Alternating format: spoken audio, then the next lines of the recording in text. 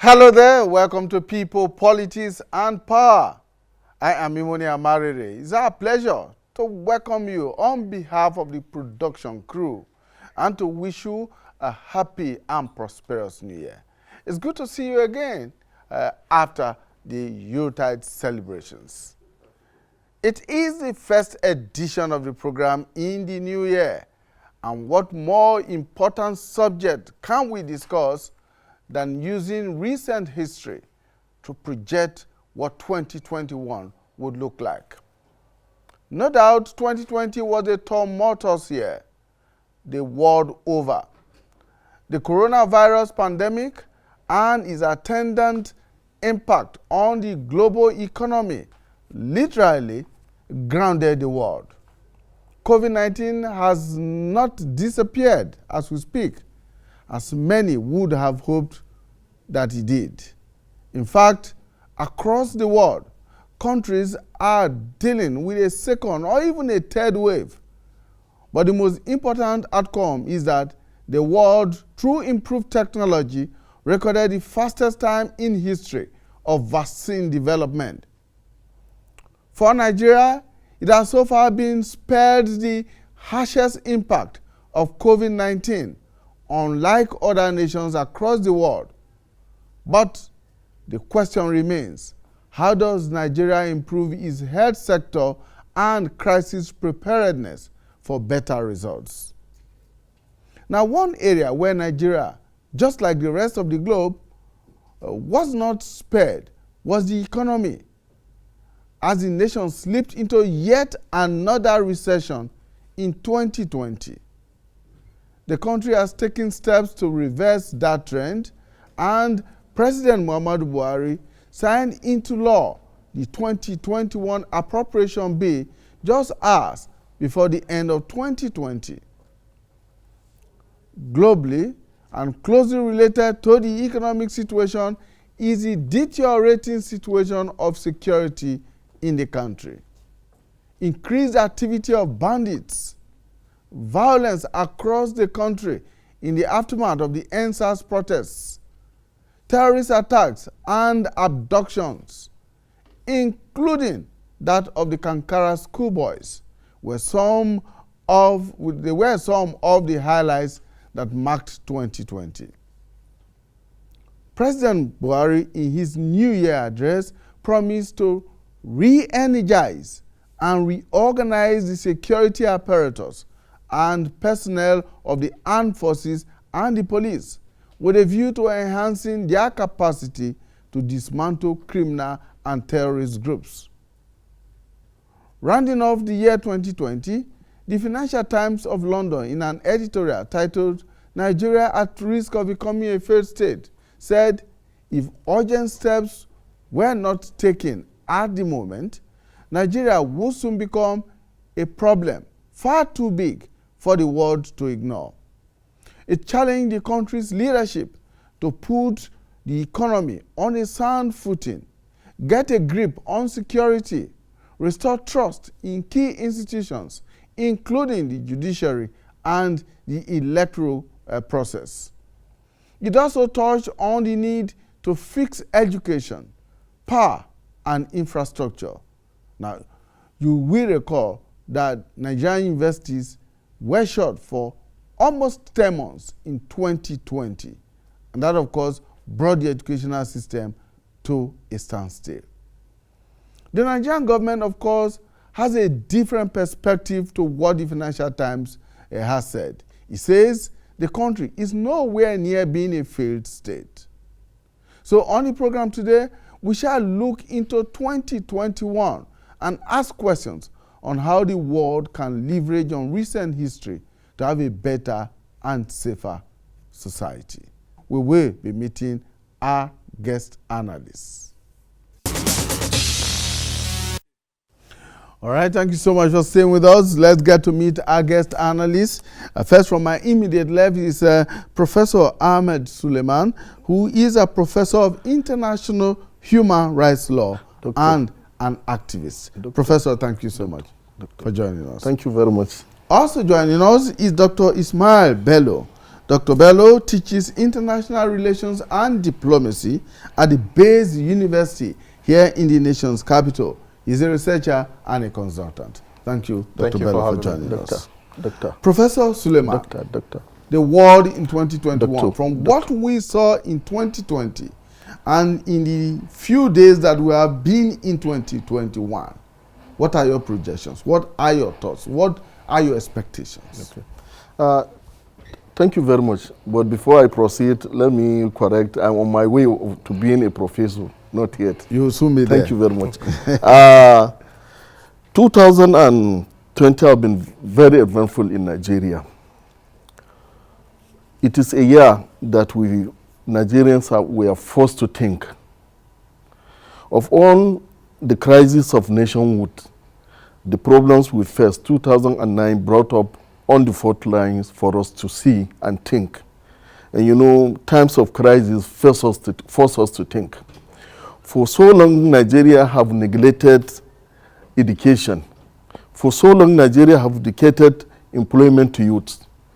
Now, all these areas of neglect that Nigeria have suffered for decades, 2020 have been the year that brought up, we faced the brunt of all these our failures. That is why if you look at most of the challenges, let's take for instance the issue of security. Let's take for instance the issue of insecurity.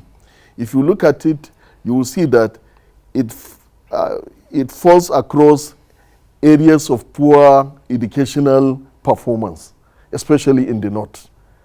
Now, if you also look at the economic crisis and all that we are facing, 2009 have brought up these issues for everybody clearly to see that something needs to be returned. Now, you also take economy. That one is not linked to Nigeria alone, but it's also linked to the whole world. But it also forces us to think that we have to start thinking globally. Nigerian economy now should not be an economy that we always, as usual, we always try and forecast and make plans as if we are the only ones on earth. We have to start projecting ourselves globally. We have to start seeing that whatever happens globally have an impact on Nigeria. And Nigeria should also find a way of projecting itself to take advantage of global events. So 2020 have also forced us to think in that direction. Now, another thing is an issue of self-reliance. At a time, the whole country was locked up. We have to rely absolutely on our health system. We have to rely, whatever your position in the society, not like before that people fly and rush abroad for medical attention. Our politicians were forced to realize the fact that at the end of the day, our health institutions matters. So all these are areas of thought that the crisis have brought up, forced us to think.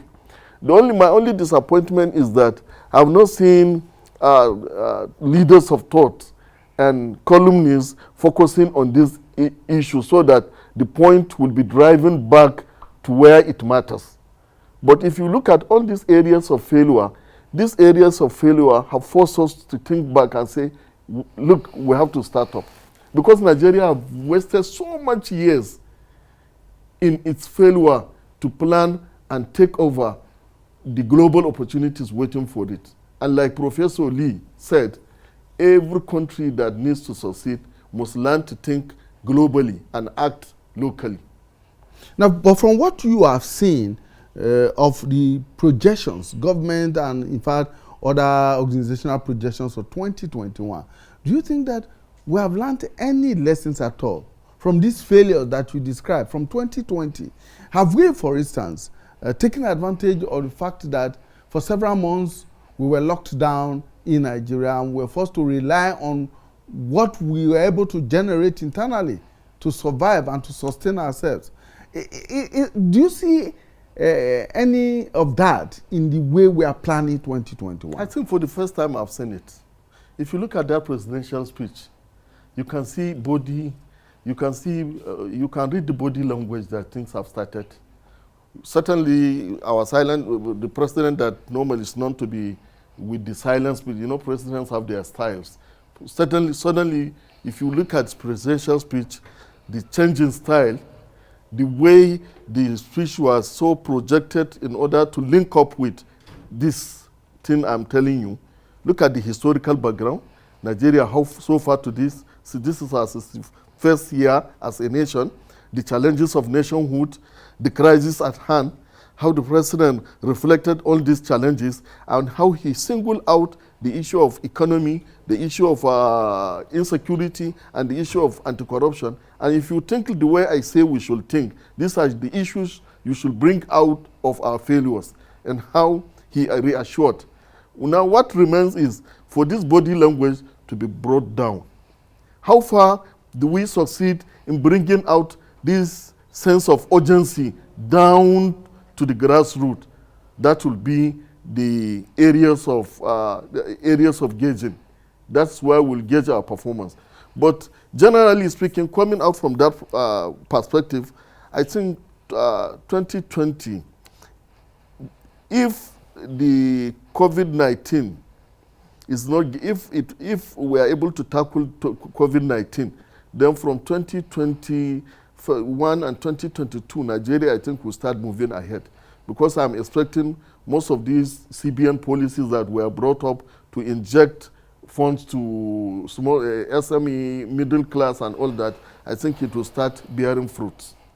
But the only fear I have is that some other policies of the government before that were positive is like attention were taken away from them. And therefore government would have to be very serious. Because like I think today, this morning I was reading in Daily Trust that this KB Lagos rice project is facing some drawdown. So if we allow the previous carryover of intervention policies to go down, then 2021 is going to be worse. But if we are able to bring in this new inclusion and bring over our previous policies, I think 2021 and 2022, Nigerians will start seeing positive developments. Mm. All right, Dr. Bello, let's turn attention to 2020 was, like we said at the beginning, a tumultuous year for everyone and for every country around the world. But, of course, we survived 2020. We are here in 2021. We need to begin to make projections for what to look out for in 2021. What are those things in your estimation that you think we should be doing as a country, as a global community, that could make 2021 a much better year than 2020? Of course, now we have vaccines, and so there is hope. There is hope that the world might be able to bring the COVID-19 pandemic to some kind of control. But there are many other issues, intervening factors, many other variables that could also affect global peace, global security, and national development. Thank you very much for having me. As you stated in your introduction, everyone had it very bad in 2020. The great powers in the West, the developing countries in the global South. Talking about 2020, we saw the emergence, the globe. We need to put into consideration the interest of the globe, but the foundation, as I always tell my students, the fulcrum of every state's foreign policy, it's its national interest. And those national interests are those issues that are affecting the Nigerian state to the economy. How do we ensure we invite foreign direct investment? How do we ensure that we look inwards for investors? For example, the Dangote and so on and so forth, to diversify into other sectors of the economy. We shouldn't be a economy. We should look towards expanding into other sectors of the economy. Agriculture, technology, and so on and so forth. You can see India today. India is basically exporting expertise in technology, AI, robotics, and so on and so forth to the Silicon Valley. So we need to look at how we could tap into the global need, looking into our local needs. What are those local expertise that you think that we can actually develop and export? I tell people, you can transform negativity into positivity. We have a lot of use today that by getting just your SIM card, you could access your account number and so on and so forth. Why not translate that into positivity? Teach them how to code, teach them how to program, teach them how to ensure that you can write codes for the benefit of either multinational corporations or even for your own local need. That is one for ICT. Look at agriculture. We have Nigeria is very blessed. Everywhere you plant something in this country, something comes out. Then look at other natural resources. For example, gold, which is found in Zamfara, Osun State, and so on and so forth. This can be exported and be to our benefit. So we have a lot of things we could tap in locally that could be of benefit to us and also be of benefit to global players.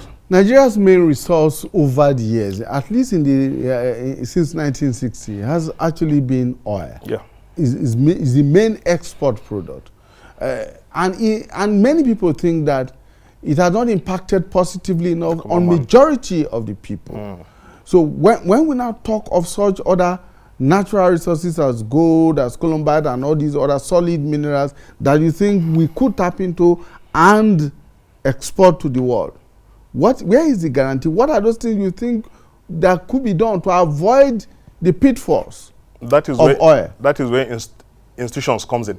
When we have institutions that are built for the benefit of the common man, for example, instead of depending on exporting crude and bringing back petrol, certainly, for example, crude per barrel is around maybe $40, $50 per barrel. But there are other derivatives that could be gotten from that could be of the benefit of Nigerian people. So when we build our institutions, not just thinking from top to bottom, but also bottom to top, and we have attitudinal change, we improve on our worldview and even on how to better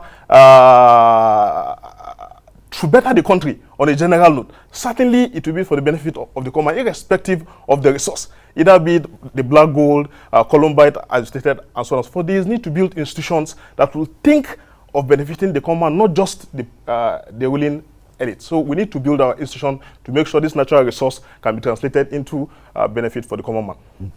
Dr. Suleiman, in 2020, the world saw a number of human rights issues. Yes. Black Lives Matter started off in the US, spread to Europe, and to many other parts of the world. Yes. And back home here, we had issues of the EndSARS protests, which was a combination of many other issues around governance and all of that.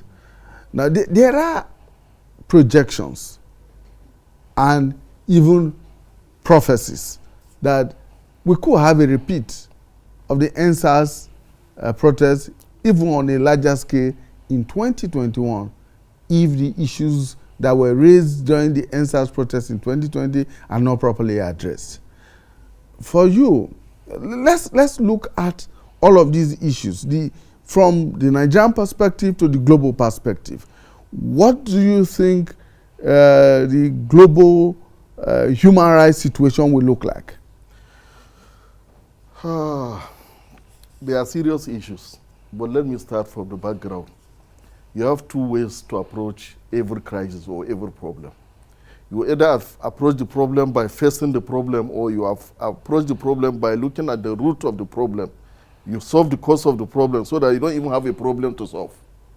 Now, I will want to answer your question from the perspective of root of the problem. What brought about EndSARS? Youthful restlessness. What brought about restlessness? Like my colleague just ended, unemployment. We are not harvesting our opportunities. These youths that are there on the streets, we can tamper them. From 2021, we can start approach the whole of this issue from a new perspective. We can tap, you either tap on them or they become a problem to you. Nigerians are gifted. Nigerians are actually naturally aggressive. So let's find a way of harnessing this energy and use it positively. Now, do you know that there are a lot of markets waiting for us in West Africa? Do you know that there are a lot of markets waiting for us in Africa and even beyond the continent? How have we packaged How have we improved the talents of our youths and packaged them and project them outside to take advantage like other countries, like US is doing, like China is doing? So these are the ways we can solve this restlessness. But I can see a lot of focus has been on our response to the problem. That is the human rights perspective of, oh, the government didn't do that, or like some of us argued that we also have to be careful, because meanwhile you are paying too much attention to some rights, because you have to prioritize these rights. For instance, freedom of expression, freedom of association. When it gets to a point where it affects the even national existence, you have to do something. Otherwise, you'll end up with, like Libya, that benefited from the support of the Western world, that supported and guaranteed their freedom of expression and self-determination. But at the end of the day, they've determined themselves into a situation that is worse than what it was before they came up. So we have to now, I would rather see a situation where we look at other rights, economic rights, development, right to development. I want us to focus on this. Let's have a Nigeria where every youth have right to education. Let's have a Nigeria where no matter what is your capacity, we have the resources, we have what it takes for even Nigeria, even a secondary school leaver, to be trained. Even a secondary school leaver, this digital technology, even a secondary school leaver, you can train him and make something useful out of his life. But if we fail to do that, I see in 2021 maybe a worse situation of restlessness, because these youths are coming up. There are a lot of frustration. Most of them are now going back to university. For instance, now, if you go, what is happening to fresh students? You also have other crop of jambites coming up. What's happening to them? You are going to have thousands of them sitting, waiting for next year. What happened? The devil, they say an idle man is the devil's workshop. And we've seen it practically in 2020. When ASU was on strike and there was a lot of idleness, a lot of us forecasted that this will take us to this point. It's like in northern Nigeria. In 2014, I think, March 10th, I wrote an article in the Daily Trust when I forecasted that in the north, education and youthful development is going down. And I was saying these youths are going to be a timing bomb, and it's now exploding.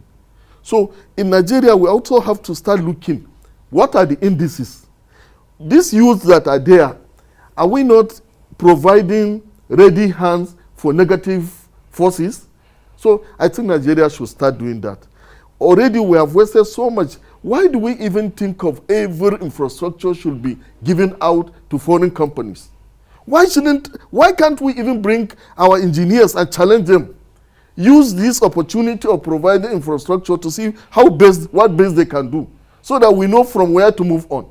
So much money, so much billions of dollars have been paid on these infrastructures. Take for instance the train to Kaduna. If you fail to do anything which has never been done before, like Lord Denning said, you never get anywhere. Our leaders are thinking this is the way it has been done before and this is the way I'm going to do. We have to be creative. We have to start using one medicine to solve a lot of ailments. For instance, how do we bring all our engineers together and say, give us a challenge? We are going to give, for instance, just an instance, you want to construct maybe railways from maybe KP to Abuja. Let's even start seeing how best Nigeria can move. From where there we can improve. We get to a point where we now project them to capture West African market and even African market. But even here nationally, we don't have that national interest, national self-confidence to even rely on ourselves. Most of the things, look at terrorism now. Look at what is happening. Whenever you see people, getting enthusiastic about new weapons and everything, you see there are weapons that are brought in there. What happened to the initiative from these innocent motors? What happened to our Abba Aziz? Why can't we start thinking of something from there? So that from the raw point, but if you continue the way we are doing, there will be a lot of problems. But if you use our mistakes in 2020, all we need from our leaders is to sit down and think and know that they don't have an answer to all our problems, but they can think. And let us start thinking as Nigerians, thinking from the perspective of national interest. From when have we had a forum where you have informed experts on foreign relations packaging our own foreign policy, so that our own foreign policy should be a tool and avenue of projecting our own economic and other interests and social interests? What have we done that? Look at terrorism. What's happening? We have a lot of experts on insecurity. What have we done to tap on those resources? So we have a lot of untapped resources, and these untapped resources, like my colleague rightly pointed out now, you either use it positively or it will implode negatively. So this is a challenge. I hope our leaders will learn from this. I hope our legislatures will learn from this. Nigerian policy, this British conservatism that we've learned, that Lord Denning in his book, I think one of his books, Lord Denning was saying about this conservatism, that there is so much about relying on things the way they've been done, No country progress that way. You have to think, sit back, hey, what's happening? Let's think the other way. But you can't be repeating, history repeats itself for those who fail to learn from history. You can't continue doing the same thing, having the same bad result, and expecting to have a new solution. I want us to enter 2021 as Nigerians that have learned their lessons. As Nigerians where these are elites and leaders should not think because they are opportune to be there, they are the only ones with solutions to our problems. I want us to have a Nigeria where we listen to ourselves. We listen to creative ideas. We don't look at creative ideas as opposition. We start doing things anyway. And we've seen it. You people in communication have proved that. When we are in our childhood days, the only thing we knew was NTA. But NTA came up with its own idea, and it's now beyond Nigeria. Channels came with its own idea. It's beyond Nigeria. And NTA continued to project its own idea, but I think new ideas are now going on. So even our national policies should be allowed to also flow this way. Nigerians are talented. I have attended a lot of programs out of the country, and I see the way other Africans look at Nigeria. When we go there, when you attend issues as Nigeria, they respect you as you. But in Nigeria, we don't harness this, our Niger creativity. And this, our Niger spirit, I think 2021 should be a year to start counting on the Niger spirit. All right, there are many people in the country today who believe that in 2020 there was plenty of politics and politicking and less of governance. How can we turn that around in 2021 and pay more attention to governance and less of politics? That's what we'll be looking at when we return from the short break. Thank you so much for staying with us. My guest, Dr. Ahmed Suleiman and Dr. Ismail Bello. And we're looking at the world in 2021. Now, Dr. Bello, many Nigerians think that 2020 was dominated by politics and that there was less of governance at every level, from the local government to the state level and to the federal level. And this is when, in fact, 2020 ought to have been the year that we ought to have seen more of governance. I mean, coming from the 2019 elections and with people already thinking of 2023. 2020, unfortunately, did not bear that fruit. Partly maybe because of the COVID pandemic. At least they will use that as an excuse to say that's why there was less of governance. But here we are in 2021, 2 years to 2023, and we know that politicking is already on the board. But what do you think can be done to limit the politics and focus more on governance issues? Thank you very much. As we know, politics is all about authoritative allocation of values. What are those values? These are resources. And politicians, when when they get into power, it's always about their interest, not the interest of the common man, not the interest of the populace, not the interest of the electorates that brought them into power. We hope by 2021, we've been able to learn. If you look at what has been happening out there, there have been statistics, especially for US, certain number of people have lost their job. This is the stimulus package, $600, $2,000. There is data on what the people that have been affected by the COVID-19, but in our case in Nigeria, I've not heard of anything like that.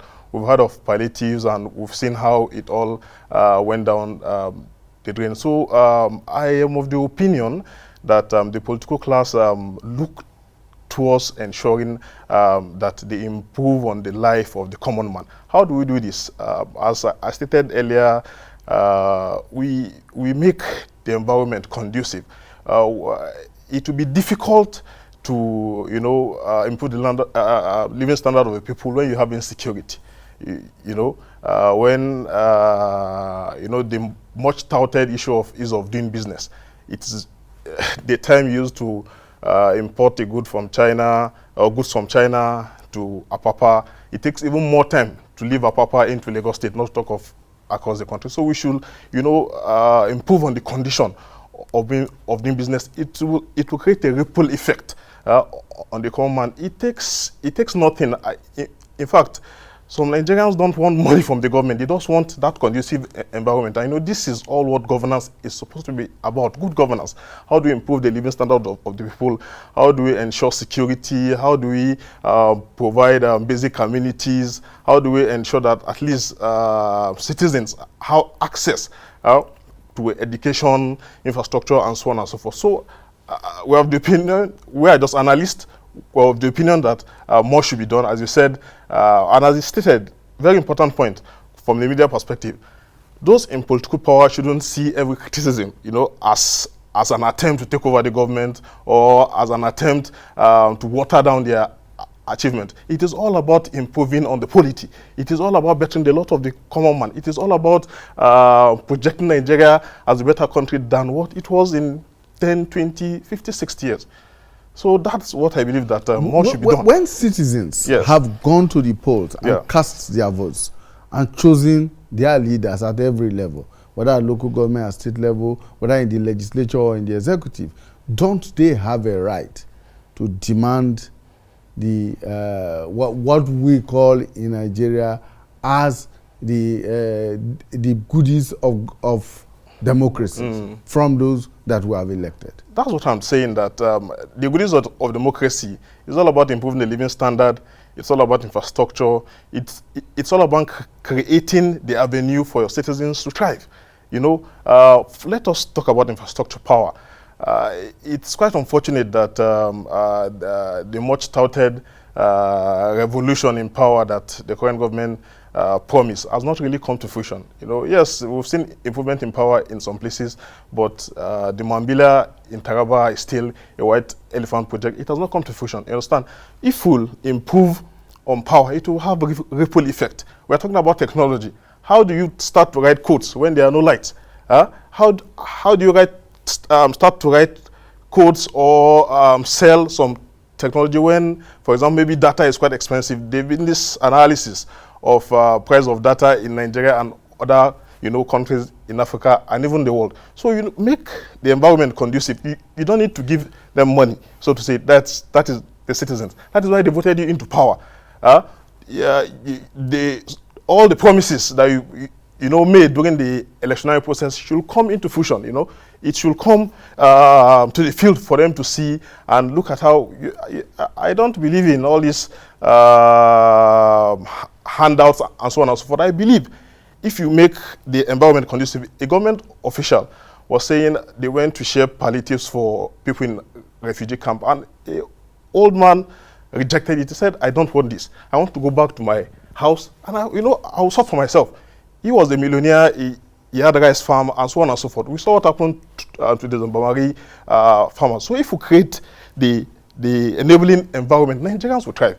We've been known to have this to-do spirit. We can, thrive and make sure we improve on our living standards. So I call on the government to do more towards governance and less politics by providing the enabling environment for the common man. Dr. Suleiman, can there be a strict separation of politics from governance? Is it possible? Or an admission of the two, but which will deliver the dividends of democracy? Well, there can be an isolated system where both operate secularly is not possible. But the level of relationship matters. But our own problem in Nigeria is that it is too intermixed that you cannot separate one from the other, which one is political side or governance. And then we have developed a tradition gradually in Nigeria. After every second tenure, it has always been a tough. Attention has always been taken away from governance. Let me take you back to the first government, Obasanjo's government from 1999. At the second tenure, attention was so focused on the third term. You remember all the crises and all that. So remember when Yar'Adua came over.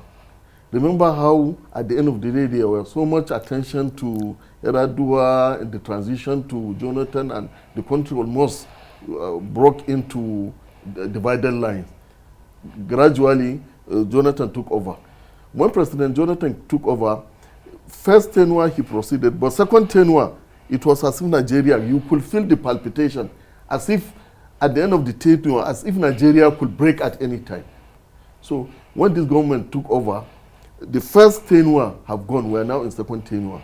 I've said it before in several programs here that since 2020, if you look at most of the things that have been happening, the battlefield have already been laid out. It was a war between 2023 war, and this war is continuing to this point.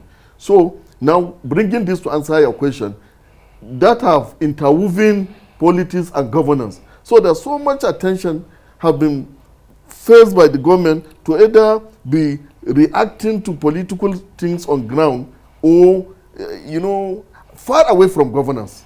And we are now in 2020, and it will be worse this year because 2023 is getting closer. You have internal intrigues, and you also have inter-party intrigues. So in Nigeria, we have to get a situation where we have to separate the two. But unfortunately, even the populace are not helping the matter. Because normally at every time, I want you to observe, this is a time where you have religious leaders from the other dimension always kicking against the government, the way it happened during Jonathan's time.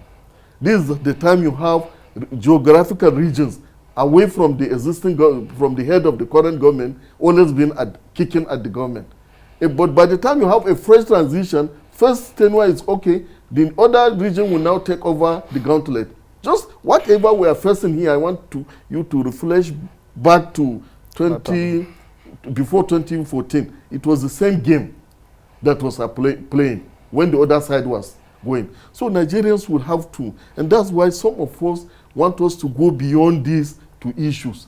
Let us now start focusing our attention on governance, not on politics. And this is where you have a role to play. This is how we have a role to play. So the Nigerians should be now looking at issues. If you look at the whole of the points I've been making here, it has not been based on politics but on issues. There are some issues, there are three critical issues that if Nigerians will face that issue, no matter the party, I'm telling you in 1 decade, Nigeria will be great.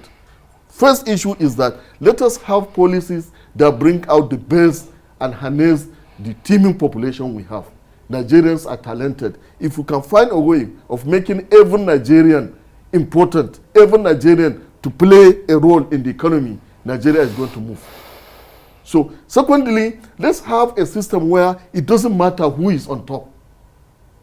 What really matters is that we have our own national interest and let's project that national interest. Let's have a Nigeria where we think of Nigeria first before our region, before our religion. Let us have a Nigeria where how does a policy affect me is important, not who is with that policy.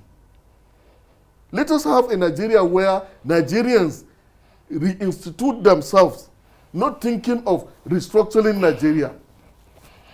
There is a difference between restructuring Nigerians and restructuring Nigeria. Even if you restructure Nigeria, if all the component parts, if they happen to have gone away with the same Nigerian spirit, the same anti-development spirit, it will also break them into further separate parts. Let us have, do you realize that Nigerians don't work because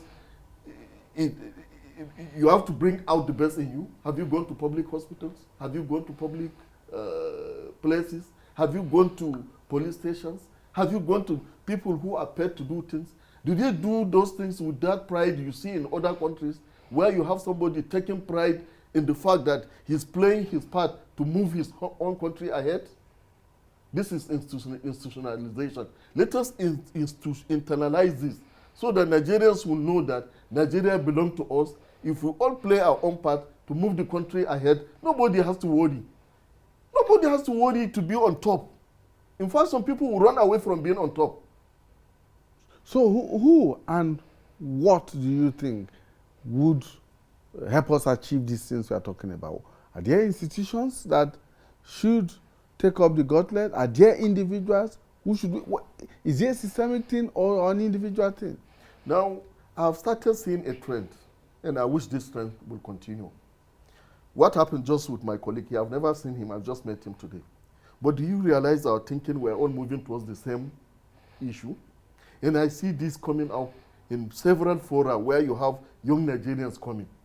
You have young Nigerians that have studied, have gone out, have seen what is happening in other countries, and they are burning with desire to move Nigeria into that. And I think our generation, every generation has its own responsibility. It is the generation of our Nigerians. It is our own duty, it is our own time to move away from all thinking and push Nigeria, because we have paid so much price since 1 year. We have paid so much blood. We have paid so much price to be static. We are so tired of being static. We have to move ahead from this regional thing, from this who is heading thing. Let us look at our policy. Let us have a policy. Me, if I have any policy that brings out the best in me, that is what I want. Not the ethnic and other mushroom concerns you see around before. So, Dr. Bello. Yes. How do you think that this new thinking can actually be molded and for it to materialize? Our educational system is, well, let me not say it's comatose, but it's not what we expect it to be. If universities can be locked down for 1 whole year, the whole of 2020, and this is where this new orientation ought to be impacted, how do we go about it in 2021? Thank you. How much ground can be covered in 2020? As you stated, it's both a systematic thing and individual, right? Yes. So we need commitment from political leaders. We need commitment from political leaders. Let's talk about some things that happened in 2020. But if you have political leaders who are very unwilling to change, what do you do? Then it will be very difficult to establish institutions that will work for the benefit of Nigerians. But we need political leaders that will be willing to concede. We can't say APC is, the angel, so to say, in the political realm, but at least you can see what happened in Edo State.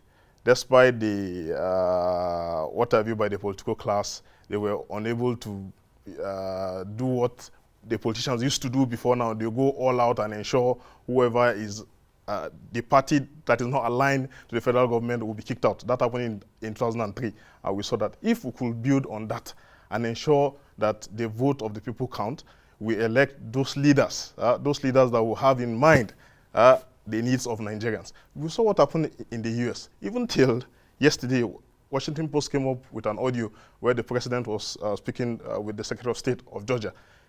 In Nigeria, the president don't need to speak to the Secretary of State. You can either send out the army, the police, and so on. They will rig election for you, and you go out with it. But they have institutions. Yes, we'll say they've been practicing for 200 years or thereabout, but we can build on it here in Nigeria. It's all about commitment. You know, it's all about commitment, both systemic. We're talking about laws and institutions when it comes to tapping our natural resource. We have laws in Nigeria, but it is the application of those laws that are issues. You understand? So we need to, you know, I wrote in 2011 about attitudinal change. We need to rethink our system. It shouldn't be about who is in power, as I said, my person, and so on and so forth. It should be about the command. You can see what is happening. And sorry to say, for security, it has not gone better. Just 2 days ago, the Commissioner for Internal Affairs and Security in Kaduna brought out a statement where there was this counter-killing and attack in Giwa. Giwa is not far from Zaria. Zaria is like the base for learning in Kaduna or even northern Nigeria, where gunmen on bikes, 3 of them each on just one bike, laying over 50, they moved from inside Katsina, they came into Giwa and they committed massacre. What happens to our security? What happens to our intelligence? Certainly, people saw them on their way. Why didn't you pass information to the government? But you know, there's this fear and what have you, that if I pass the information to the government, they might not really do what they're supposed to do, or these guys might come back and, you know, but we need to rethink, move away from the old paradigm, and, you know, it should be a paradigm shift. It should be for the interest of Nigeria. I guarantee you, if we'll, God forbid, if this country is balkanized today, each of the independent units will not succeed, so to say. You understand? It is our coming together that is our strength. From the north, we have agriculture, down south, we have natural resource, southeast, and so on and so forth. So it is our coming together that is our strength. So it is both a personality thing and a systemic thing. All right, Dr. Suleiman, so we'll begin to round up our discussion very quickly. Let's look at the African Continental Free Trade Area Agreement, which is supposed to have taken off on January 1. Yes, yes. And that agreement is supposed to be to create a $3.4 trillion economic bloc for Africa. How do you think that, as a country, we can effectively tap into it and make the maximum use of it? I think it's a very good development. So long we have left that untapped. This is the time for Nigerians to sit back. Let it not be just a government affair. Let us start thinking of how do we package Nigerians to take advantage of that. But if you proceed the way we've been doing things, Ghana and other countries will take advantage. Because we are not packaging ourselves. Just like Ghana have taken the educational market here now. If we take it the way we are going, we will not. So my advice to our policy makers, like I've said in the earlier part of this discussion, let us start sitting down and package Nigerians to take advantage of that. And Nigerians are talented. Nigerians have a not giving up spirit. Nigerians are aggressive. Let us package this talent so that we take advantage of our population. But if they fail to do that, they are ready hands. They are hands that are ready to do that. Even if they are not so talented like us, but they are ready. And you know, sometimes readiness is more important than talent. It can sometimes overtake talent. All right, thank you so much, Dr. Suleiman. Dr. Bello, one last word here before we go. On the AFCTA, as I stated, we need to look inwards. China is China today because it was able to look inwards and tap from, not just, at times, it doesn't need to let go of natural and tap on your human resource. So we need to look at our human resource for the benefit of the Nigerian state, and we could benefit from the African Free Trade Agreement. All right, thank you so much. Dr. Ismail Bello teaches international relations and diplomacy at Base University here in the nation's capital. And Dr. Ahmed Suleiman is an international human rights lawyer and activist. Thank you so much for joining us on the program, where 2021 lies well ahead of us. And my guest analysts believe that we can make the best of it if only we should demonstrate the political will to do so, both as government and institutions and individuals. That's it. We wish you a very happy new year and a prosperous one at that. Bye for now.